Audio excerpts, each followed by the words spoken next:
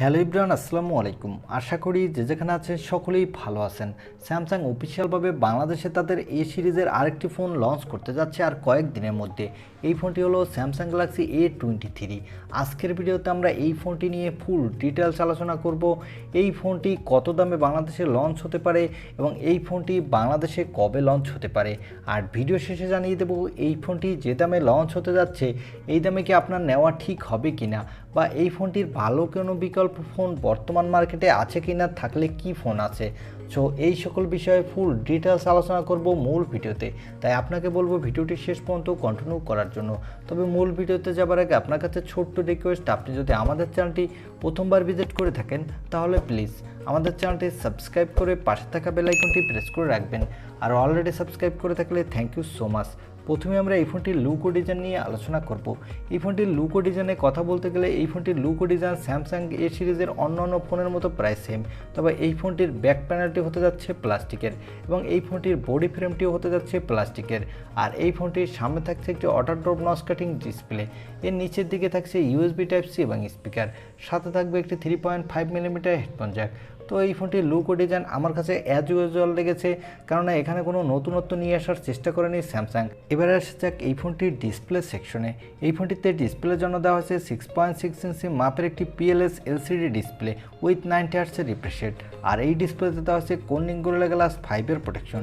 এই ডিসপ্লেটি HDR10 supported এবং এই ডিসপ্লেতে হাই রিফ্রেশ রেট থাকার কারণে যারা গেমার আছেন তারা ভালোই স্মুথ পারফরমেন্স পেয়ে যাবেন। তবে এখানে যদি সুপার অ্যামোলেড ডিসপ্লে প্রোভাইড করতো তাহলে আর একটু বেটার হতো। তবে আমার কাছে মনে হয়েছে স্যামসাং এখানে কস্ট কাটিংয়ের জন্য এলসিডি ডিসপ্লে প্রোভাইড করেছে। এবার আসা যাক এই ফোনটির ক্যামেরা সেটআপে। এই ফোনটির ব্যাক সাইডে দেওয়া হয়েছে কোয়াড ক্যামেরা সেটআপ, যার প্রাইমারি লেন্স হলো 50 মেগাপিক্সেলের, সাথে দেওয়া হয়েছে 5 মেগাপিক্সেলের একটি আলট্রা ওয়াইড অ্যাঙ্গেল লেন্স এবং যথাক্রমে দেওয়া হয়েছে 2 মেগাপিক্সেলের ম্যাক্রো এবং 2 মেগাপিক্সেলের ডেপথ সেন্সর। এই ফোনটির ব্যাক সাইডে ক্যামেরা দিয়ে আপনি 4K-তে 30 FPS পর্যন্ত ভিডিও রেকর্ড করতে পারবেন, সাথে ভালো মানের ফটোগ্রাফিও করতে পারবেন। কেননা আমরা সব সময় দেখে থাকি যে স্যামসাং ফোনগুলো কিছুটা ফটোগ্রাফির দিক থেকে বেটার পারফরমেন্স দিয়ে থাকে অন্য অন্য ব্র্যান্ডের ফোনগুলোর থেকে। তাই এই ফোনটিতেও আশা করা যায় এর ক্যামেরা পারফরমেন্স ভালোই হবে। এবং এখানে দেওয়া হয়েছে একটি 8 মেগাপিক্সেলের সেলফি ক্যামেরা। এই ক্যামেরাটি দিয়ে আপনি ভালো মানের সেলফি তুলতে পারবেন, সাথে full HD plus video record করতে পারবেন। এই ফোনটির পাওয়ারের কথা বলতে গেলে এখানে দেওয়া হবে স্ন্যাপড্রাগনের 680 4G প্রসেসর। এটি একটি মিড বাজেট সেগমেন্টের প্রসেসর এবং এই প্রসেসরটি দিয়ে আপনি টুকটাক ভালো মানের গেমিং করতে পারবেন। তবে হাই সেটিংসে গেমগুলো প্লে করলে সেক্ষেত্রে কিছুটা ল্যাগিং ইস্যু দেখা দিতে পারে। এবং এই প্রসেসরটি একটি 6 ন্যানোমিটার আর্কিটেক্টে বেস হওয়ার কারণে যার ফলে ব্যাটারি কনজিউমটাও অনেক কম হবে।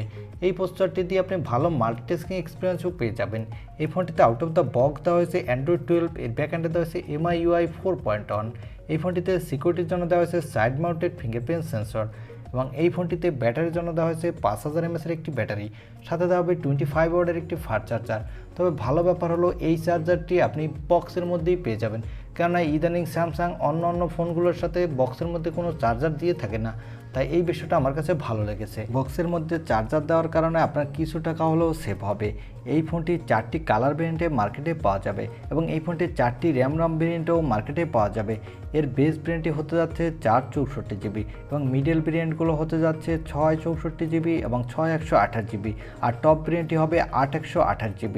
এই ফোনটিতে দেওয়া হবে LPDDR4X RAM, সাথে দেওয়া হবে UFS 2.1 স্টোরেজ, যার ফলে লোয়ার বাজেটের মধ্যে হলেও এই ফোনটি র্যাম এবং স্টোরেজ ভেরিয়েন্টটি মোটামুটি ফাস্ট হবে। এই ফোনটিতে থাকবে এক্সট্রা ডেডিকেটেড মাইক্রোএসডি কার্ড 16, যার ফলে আপনি আপনার ইচ্ছামতো স্টোরেজ বাড়িয়ে নিতে পারবেন।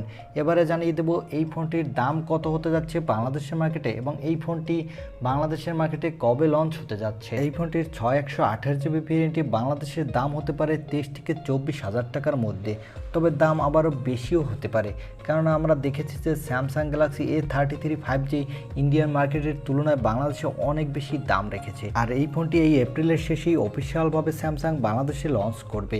আর এই ফোনটির ভালো দুটি বিকল্প ফোন হতে পারে রেডমির নোট 11 এবং রিয়েলমির নার্জো 50, কেননা সেই ফোন দুটিও এই সেম এসওসি তারা নিয়ে আসলেও দাম কিন্তু অনেক কম রেখেছে 16,490 টাকা। তাই সেই ফোন দুইটি আপনারা দেখতে পারেন। কিন্তু যারা স্যামসাংকে ভালোবাসেন এবং ভালো ইউআইয়ের একটি ফোন কিনতে চান তারা এই ফোনটি নিতে পারেন এবং স্যামসাংয়ের ক্যামেরা কিছুটা বেটার হবে ওই ফোন দুইটির থেকে। এই ছিল আজকের ভিডিও। আর ভিডিওটি ভালো লাগলে অবশ্যই একটি লাইক দিয়ে আমাদের চ্যানেলটি সাবস্ক্রাইব করে পাশে থাকা বেল আইকনটি প্রেস করে রাখবেন।